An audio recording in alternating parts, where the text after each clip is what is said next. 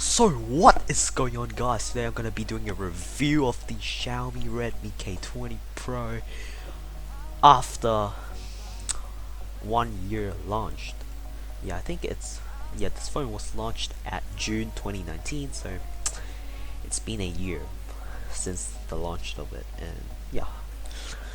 But I've got the phone back in October of last year, and yeah, so I'll just share with you guys some experience I've had with this phone and how well is it holds up. Uh, and yeah, let's go. So the design of it, as you guys can see, it has a glass back, aluminium frames, and a full screen display with a pop-up camera, so selfie camera. So yeah, as you guys can see, the build looks pretty solid. I mean, it's not the most completed build. Yeah, the K30 Pros, which is the successor of the K20 Pro, I think that phone is just like a more completed version of this phone in general. And yeah, this phone is weighted at 191 grams, and in 2020, if you compare it to phones in 2020, 191 grams is bang average. It's not heavy. But if you're coming from a smaller phone, then this phone will be heavy. But if they're not, then it's average. The display of it is a 6.39 inch 1080p Super AMOLED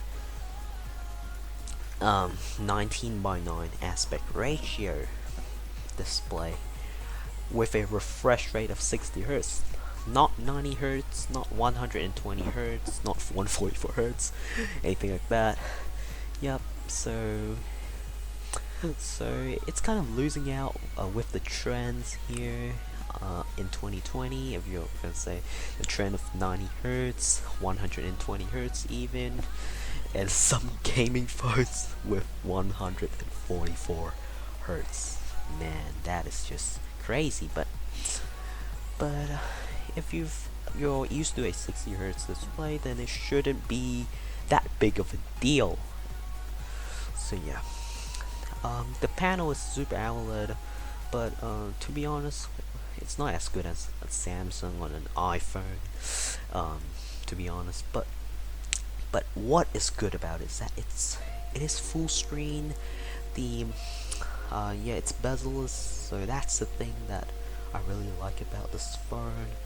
And yeah, so that's the thing that I really like. The performance, after a year of using it, it's pretty good with the Snapdragon 855. It's just doing really well with MIUI 11, and it's based on Android 10. And this phone will receive an update to MIUI 12, which is coming later this month. So yeah. So that's a really good thing.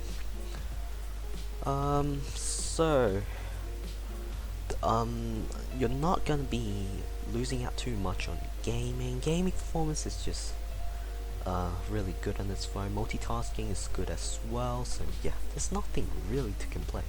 It's just worse than the 865, but that doesn't mean that it's bad.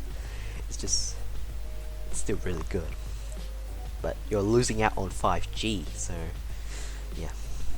The battery life of this phone after a year with that 4000 milliamps battery, I've been using it a lot, and the screen on time is averaging around 7 to 8 hours, or even 9 hours, really depending on your usage. And it also comes with a 18 watts fast charger, but this option to go up to a 27 watts charging, if you guys really want to, which gives you faster charge time. But 18 watts just it's doing really well for me. Like it only takes an hour to charge from 20% to 100%. Yeah, and yeah, that's all right for me. But it's not as fast as those Oppo Pro, which like charges to 100% in within like half an hour, which is insane. But yeah, but this is already enough for me. So yeah, and you guys, you surely 1 hour is fine for you guys too, I guess. And now let's talk about the fingerprint on screen on this phone. So I've got a fingerprint on screen. It's pretty fast. It's as fast as the Mi 9, which is the phone I'm using to record right now, the Xiaomi Mi 9. Yeah, it's fast. It's just maybe not as fast as those OnePlus 7 Pro from last year or OnePlus 8 this year. Or, yeah, but it's still really fast. It still is really fast.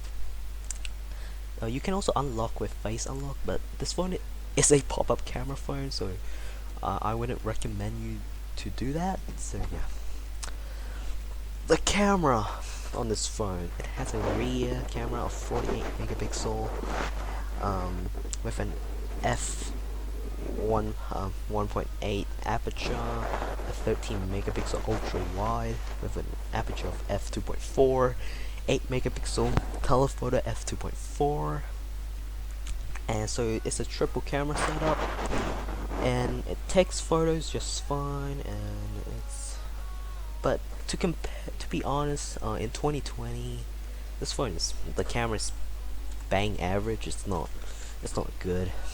Maybe at last year it was kind of good, but now in this year, if you compare the phone to this date, I think it's bang average or even bad to be honest. But yeah, I would say it's just average, 5 out of 10 or 6 out of 10. I would say, yeah, not that great, but not that bad. The selfie camera is, I would rate it a 4 out of 10, since so it is a 20 megapixel camera, pop-up. It is usable but not really good, especially in the low light conditions. Then the phone will struggles to take photos like that. The speed, yeah. So now let's talk about the speaker and the microphone. So first, let's talk about the speaker. The speaker is it's only have one speaker. It doesn't have a stereo speaker system, and and it's just isn't a good speaker. And yeah, to be honest, it's not great. It's not good. The microphone is also not good as well. Not really good. Yeah, there's some trade-off if you're going for some flagship killer phone, like phones with flagship specs but costs less. Yeah, there must be some few conveniences here and there if you're going for these types of phones. But considering how cheap they are, I really can't complain. So is it worth it after a year? So I would say yes if you could find a good deal on it, but it's not if you could not find a good deal on it. If it still goes for around $300, just like last year, then I would say no. But if it costs like $50 less than that, then I would say hell yeah, go for it. Or even yeah. But if not, K30 Pro is just a really good replacement. Offers bigger screen, bigger battery, faster charging, better performance, 5G connectivity, and it's just overall newer technology. It's just a newer phone.